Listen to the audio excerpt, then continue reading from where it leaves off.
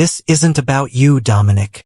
My mother said it without looking up from her phone, scrolling through photos of my sister's baby shower while I stood in her living room, duffel bag at my feet, flight confirmation printed and folded in my jacket pocket. I'd driven 4 hours from Seattle to tell her in person, to show her the x-rays, to explain why I needed her. Just this once. She didn't ask to see them. She didn't ask how I was feeling. She just kept scrolling, double-tapping hearts on pictures of my sister Kennedy surrounded by pink balloons and gift boxes, and said those 6 words that would reshape the next decade of my life. "This isn't about you." I picked up my bag. I walked out of her house, and I didn't come back. Not for Thanksgiving. Not for Christmas. Not for the baby's birth or Kennedy's 35th birthday or my mother's retirement party 3 years later. But here's the thing about leaving quietly. People assume you'll come back loudly. They assume guilt will drag you home eventually. They assume family always wins. They were wrong. And when my mother finally understood what she'd lost, when she showed up at my door 5 years later with tears streaming down her face, I said the same 6 words back to her. "Let me tell you how we got there. My name is Dominic Reyes, and I'm 39 years old. I work as a senior software architect in Seattle, designing systems that keep medical records secure and accessible across hospital networks. It's quiet work, precise work, the kind that requires you to think 3 steps ahead and anticipate problems before they happen. Maybe that's why I've always been the problem solver in my family. The one who showed up when someone's car broke down. The one who handled my grandmother's estate paperwork when she passed. The one everyone called when they needed something fixed, moved, paid for, or figured out. I was good at it. Or maybe I was just good at being needed in ways that didn't require anyone to actually see me. The diagnosis came on a Thursday in March. I'd been having back pain for months, the kind that wakes you up at night and makes simple movements feel like broken glass grinding against bone. I'd ignored it as long as I could. Too busy with work, too used to pushing through discomfort. But when I finally went to the doctor, the MRI told a story I hadn't expected. 3 herniated discs, nerve compression, degeneration that had been progressing for years, probably from a car accident I'd had in my 20s that I never properly treated. "You need surgery," Dr. Patel said, pulling up the images on her screen. "And you'll need help during recovery. This isn't something you can do alone." I stared at the gray and white shapes on the monitor, my spine looking more fragile than I'd ever imagined. "How long is recovery?" 6 to 8 weeks before you're functional. 3 months before you're fully healed. You'll need someone to drive you home from the hospital, help you with basic tasks for at least the first 2 weeks. "Do you have family nearby?" I thought about my empty apartment, my coworkers I was friendly with but not close to, my college roommate who'd moved to Austin years ago. "My mother lives in Tacoma," I said, "4 hours south. That should work. Make sure you arrange everything in advance. This isn't optional." I scheduled the surgery for 6 weeks out, April 27th. It gave me time to prepare, to clear my work calendar, to figure out logistics, and to ask my mother for help. I should have known better. I called her first. Sunday evening, when I knew she'd be home, probably watching one of her crime shows with a glass of wine. "Hey, Mom." "Dominic. How are you, honey?" Her voice was warm, distracted. I heard the TV in the background. "I'm okay. I wanted to talk to you about something." "Hold on. Let me pause this." Rustling sounds. The TV went quiet. "Okay. What's up?" I explained it as simply as I could. The pain, the diagnosis, the surgery, the recovery timeline, the fact that I'd need someone to stay with me for at least the first week, maybe 2. "So I was hoping you could come up to Seattle," I finished. "Just for a little while. I know it's a lot to ask. But, oh honey." Her tone shifted immediately, sympathetic but distant, like she was already preparing to say no. "That's in late April?" "Yes, the 27th. That's right in the middle of Kennedy's baby shower planning. She's due in June and we've got so much to organize. I'm hosting, you know. The whole thing is at my house." I felt something tighten in my chest. "I understand that's important, but Mom, this is surgery. I can't do this alone. Can't you hire someone? A nurse or something?" That costs thousands of dollars. Well, what about taking a medical leave and just resting? You're young. You'll heal fine. Dr. Patel said I need someone. For safety. I could fall or have complications or… Dominic. Her voice sharpened. Kennedy is having her first baby. Do you know how stressful that is? She needs me right now. The shower is a huge deal. We've got 60 people coming. And I need surgery. Yes, but you'll be okay. You're tough. Kennedy, though, she's terrified.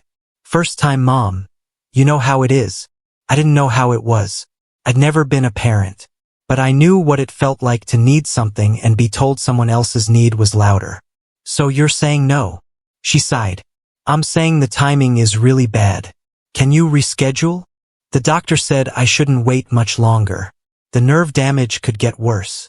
Then maybe you need to figure out a different plan. I'm sorry, honey, but this just isn't going to work for me. I sat in silence for a long moment, phone pressed against my ear, listening to the faint sound of her breathing.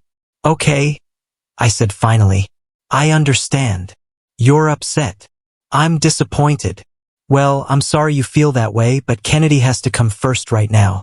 You get that, don't you? Yeah, I said quietly. I get it. I hung up and sat in my apartment, staring at the wall, feeling something I hadn't felt in years. Not anger, something colder. Clarity. She wasn't going to help me. Not because she couldn't, but because she didn't want to. Because my sister's baby shower decorations mattered more than my spine surgery. I thought about calling her back. About explaining more carefully, more urgently. About making her understand that this wasn't a small ask. That I was actually scared. But then I realized something. She already understood. She just didn't care. So I made a different plan. I hired a private care service. $3,500 for 2 weeks of post-surgical support. Money I'd been saving for a down payment on a house. Now redirected toward making sure I didn't die alone in my apartment. I arranged everything myself. Transportation from the hospital. Meal prep. Medication management. A neighbor agreed to check in daily. My boss approved my leave. I didn't tell my mother any of this. She didn't ask. 3 weeks before the surgery, she called. Dominic, I've been thinking. Maybe I could come up for a few days. Not the whole time, but maybe I could help get you settled after the hospital. For a split second, I felt hope flicker. Then she continued. Would that work? I'd need to be back by Friday because we have the shower venue walkthrough. Friday. 3 days post-surgery. When I'd barely be able to walk to the bathroom on my own.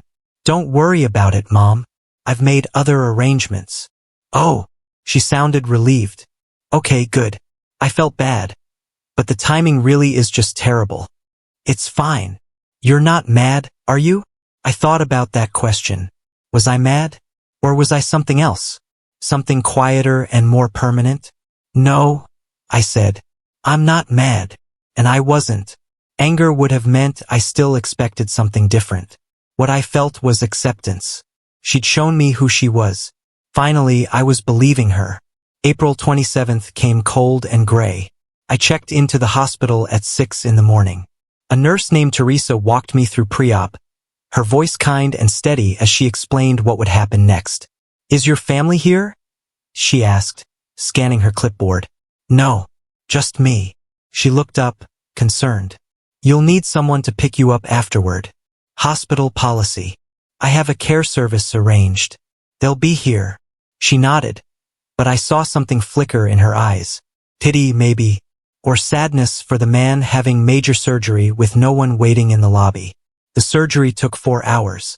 When I woke up in recovery, groggy and disoriented, the first thing I did was check my phone. 2 messages. One from my boss. Surgery went well? Take all the time you need. One from Kennedy. Mom said you had surgery today.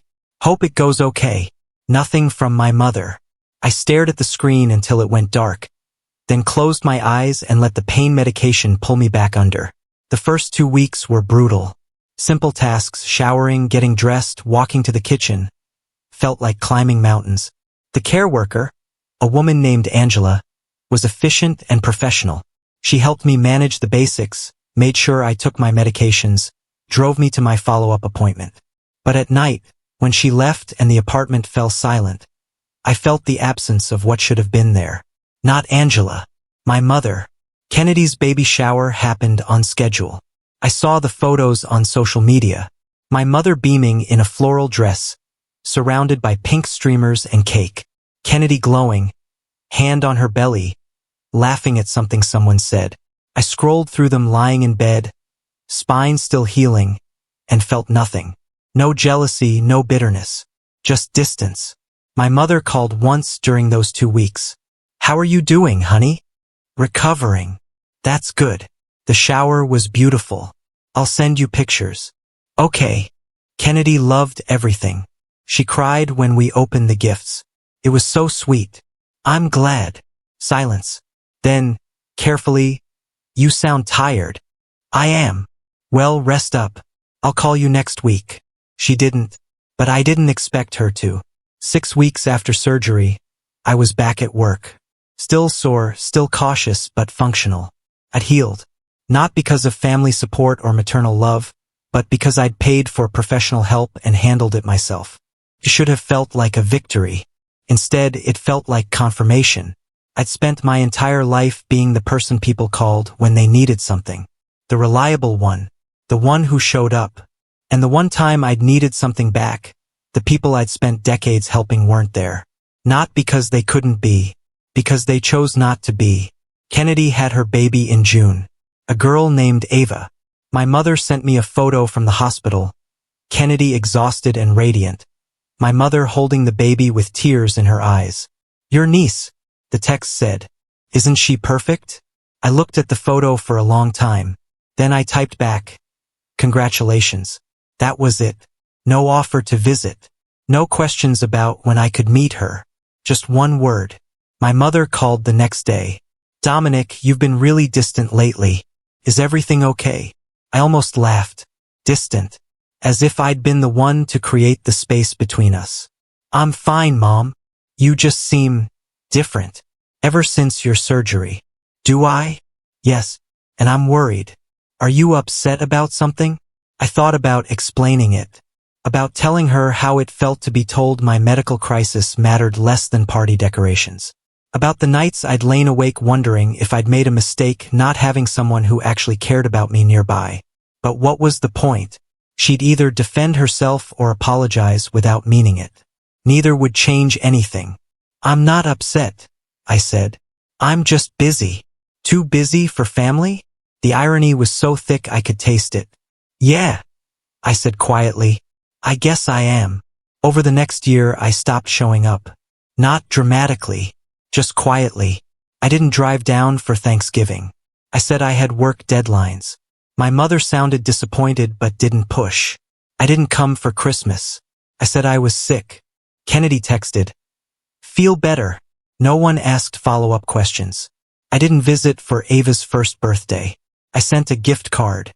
My mother called, voice tight, "You're missing a lot of important moments, Dominic." "I know. Don't you care?" I thought about that. Did I care? About Ava, yes. About Kennedy in a distant way. About my mother?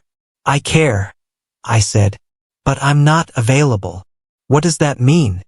It means I have my own life, and it doesn't revolve around everyone else's schedule anymore. She was quiet for a long moment. "This isn't like you." "Maybe it is now." She hung up without saying goodbye. I set my phone down and went back to cooking dinner, feeling lighter than I had in months. 2 years passed.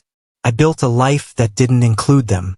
I dated someone seriously for the first time in years, a woman named Priya who worked in hospital administration. I got promoted. I bought a small house in Ballard with a view of the Sound. I sent birthday cards. I replied to texts. But I didn't visit. I didn't call. I didn't make myself available for the endless small crises that used to pull me south every few months. And slowly they stopped asking. Kennedy sent photos of Ava occasionally. My mother called on holidays, conversations brief and surface level. We were family in name only, connected by biology but not much else. I didn't miss them.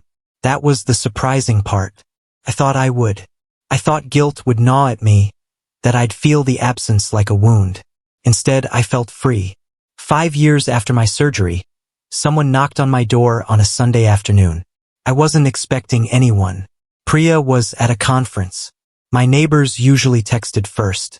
I opened the door and found my mother standing there. She looked older, smaller. Her hair more gray than brown now, her eyes red-rimmed and swollen. "Mom!" I couldn't keep the surprise out of my voice. "What are you doing here? Can I come in?" I stepped aside.